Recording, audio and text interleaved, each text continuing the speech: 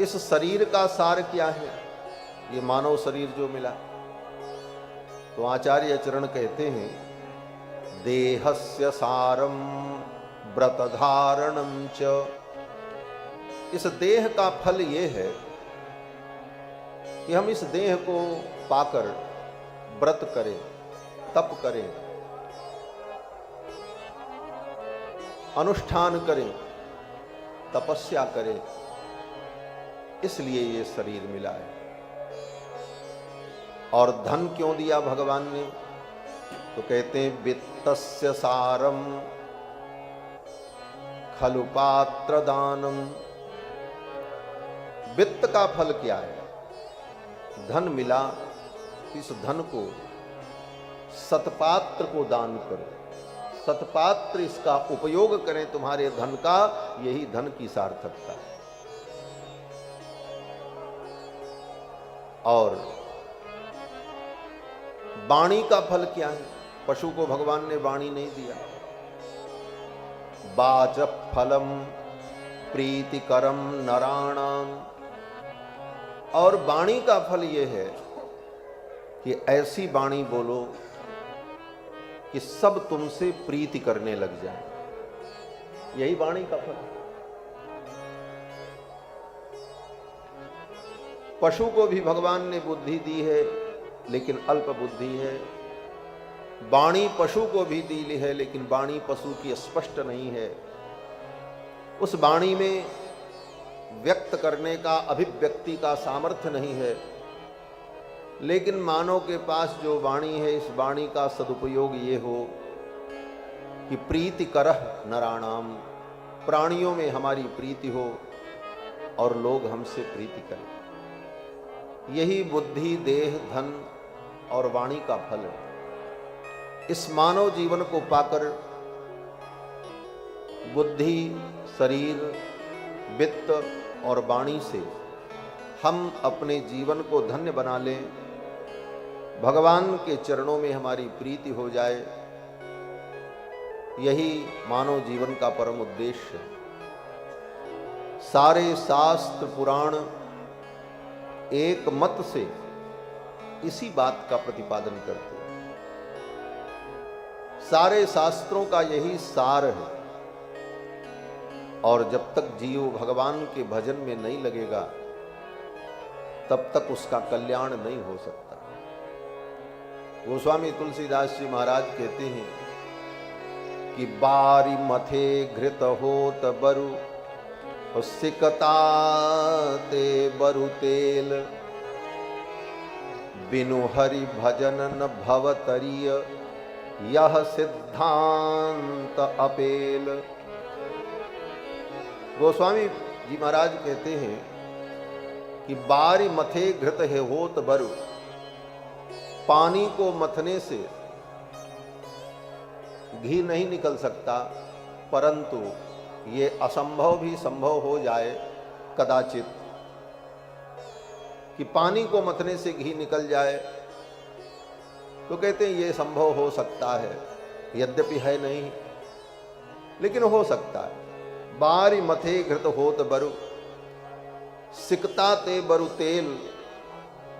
बालू को कोल्हू में डालकर पेरने से तेल निकल जाए, यद्यपि संभव नहीं है, ऐसा नहीं हो सकता, परंतु ये असंभव भी संभव हो सकता है। थोड़ी देर के लिए मान लिया जाए। इसको हमारे यहाँ शास्त्र में कहते हैं दुर्जन तुष्यत न्याय, इसको कहा जाता है। दुर्जन तुष्यत न्याय का मतलब है सामने वाला कोई व्यक्ति गलत कह रहा है, फिर भी थोड़ी देर के लिए उसको समझाने के लिए उसकी बात को ही सही मान लिया जाए। चलो ठीक है, तुम ये कह रहे हो, हम मान रहे हैं, लेकिन अब आगे चलो विचार करो। तो बालू को पेरने पर तेल हो सकता है, लेकिन बिनु हरि भजन न भवतरिय, बिना भगवान के भजन के भव सागर से कोई पार नहीं जा सकता। यह सिद्धांत अपेल, यह सिद्धांत अकाट्य सिद्धांत है, इसे कोई काट नहीं सकता। इसलिए मनुष्य के जीवन का परम लक्ष्य यही है कि हम भगवान का भजन करें। अनित्यम असुखम लोकम इमं पाप्य भजस्व माम। श्रीमद् भगवद गीता में भगवान श्री कृष्ण कहते हैं कि अनित्यम सुखम लोकम, ये संसार अनित्य है और यहाँ के जो संसाधन हैं वो भी अनित्य हैं। जो शरीर मिला है ये भी अनित्य है। इस अनित्य शरीर को, अनित्य संसाधन को पाकर हम उस नित्य परमात्मा को प्राप्त कर लें, यही बुद्धिमानी है। भगवान कहते हैं अनित्यम सुखम लोकम इमं प्राप्य भजस्व माम, इसे पाकर के मेरा भजन करो। और इस अनित्य शरीर संसार को पाकर के जो भगवान का भजन नहीं करता वो कौन है? तो भगवान कहते हैं नमाम दुष्कृतिनो मूढ़ाः प्रपद्यन्ते नराधमाः। जो मेरा भजन नहीं करते, नमाम दुष्कृतिनो मूढ़ाः, वो दुष्कृति है, उनके कर्म अच्छे नहीं। मूढ़ाः, वो मूढ़ है, मूर्ख है। नराधमाः, वो नराधम है, नर ही नहीं नराधम है। मनुष्यों में भी वो अधम है जो भगवान की भक्ति नहीं करता। नमाम दुष्कृतिनो मूढ़ा प्रपद्यन्ते नराधमा। इन समस्त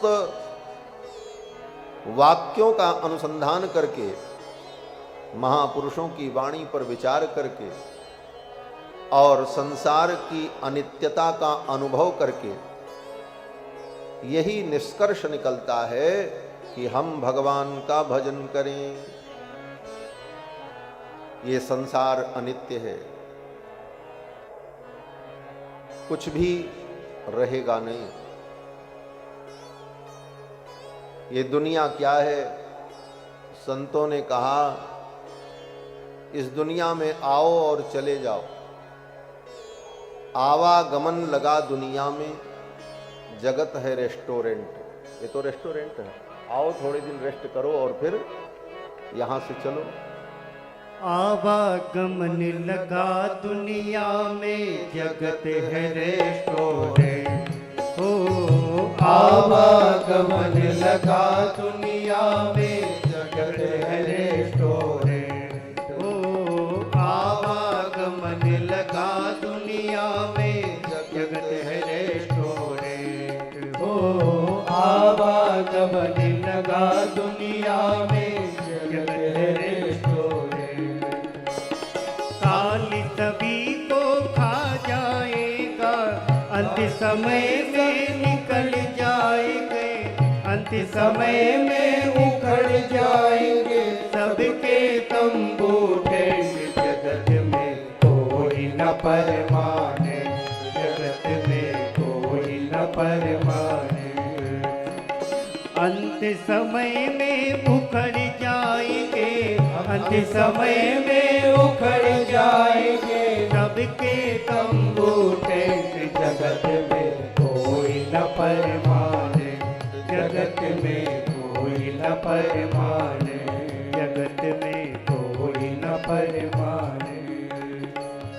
हरिद्वार चाहे मथुरा काशी, घूमो दिल्ली के। ओ हरिद्वार चाहे मथुरा काशी, घूमो दिल्ली के। ओ हरिद्वार चाहे मथुरा काशी, घूमो दिल्ली के। ओ हरिद्वार चाहे मथुरा काशी, घूमो दिल्ली के। ध्यान रहे जब प्रभु चरणों में, ध्यान रहे जब प्रभु चरणों में। पहरो धोती पैंट, जगत में कोई न परमाने, जगत में कोई न परमाने, जगत में कोई न परमाने, जगत में कोई न परमाने।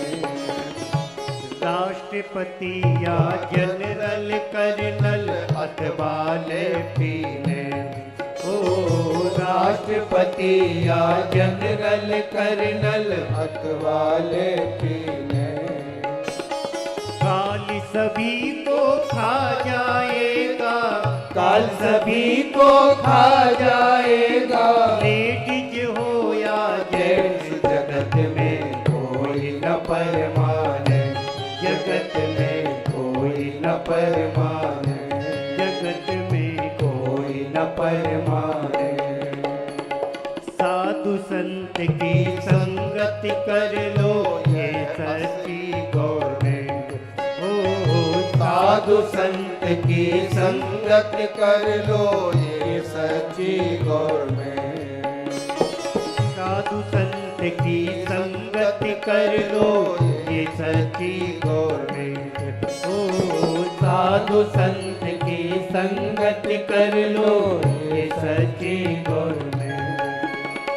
लाल सिंह कहे इस दफ्तर में, लाल सिंह कहे इस दफ्तर में, मत होना एबसेंट, जगत में कोई न परमाने, जगत में कोई न परमाने, जगत में कोई न परमाने।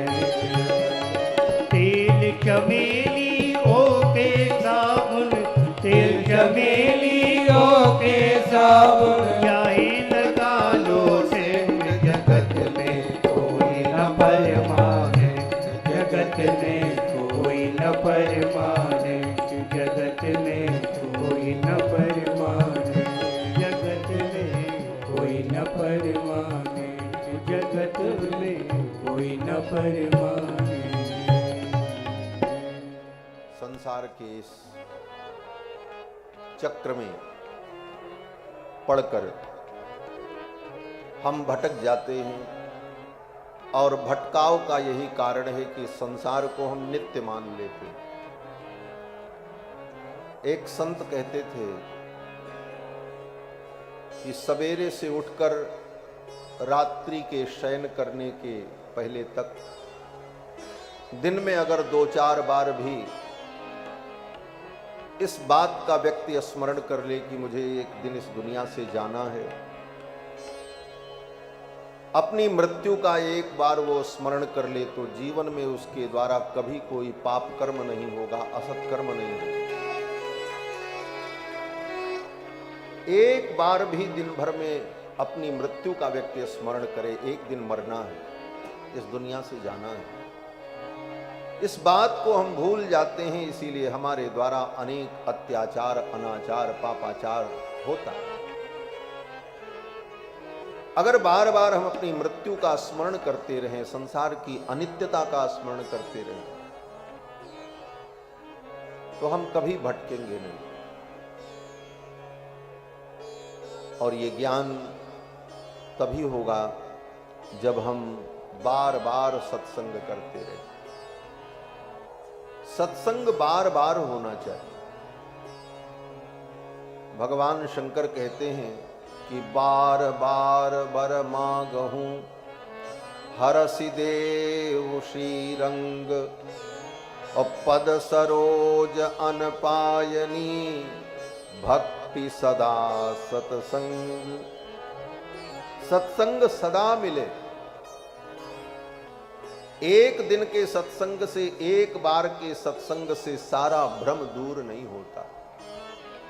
जब बहुकाल करिय सत्संगा, तब होई हैं सब संशय भंगा। जब बार बार सत्संग करते रहेंगे, तब सारे संशय दूर होंगे। सरकारें भी ऐसी व्यवस्था नहीं कर सकती।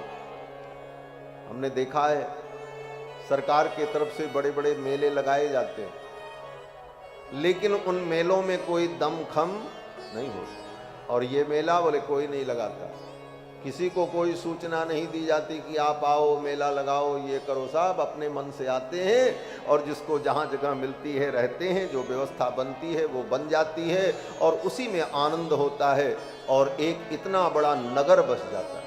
ये परमानंद है। ये भारत की आध्यात्मिक शक्ति का प्रत्यक्ष प्रमाण है। ये भारत की अमूर्त धरोहर है। ताजमहल, लाल किला भले धरोहर लोग मानते हों, लेकिन वो मूर्त धरोहर है, उसका रूप है, लेकिन ये अमूर्त है। 1 महीने बाद आप यहां आओगे तो एक आदमी नहीं मिलेंगे, खुला मैदान मिले। और इस समय बोले पूरा नगर बसा है। ये भारत की अमूर्त धरोहर में है माघ मेला प्रयाग, और यहां बड़े बड़े महापुरुषों का दर्शन, सत्संग का ये लाभ। इसी क्रम में हम सभी लोग श्रीमद् वाल्मीकि रामायण के माध्यम से भगवान श्री राम की पावन चर्चा श्रवण कर रहे हैं। वाल्मीकि पर्वत से प्रकट होकर राम सागर तक जाने वाली ये कथा गंगा समस्त प्राणियों को पवित्र करती है। वाल्मीकि गिरि संभूता राम सागर गामिनी, पुनाति भुवनाम भुवनम पुण्या रामायण महानदी। ये रामायण महानदी वाल्मीकि पर्वत से प्रकट होकर राम सागर तक जाती है, और पुनाति भुवनम पुण्या,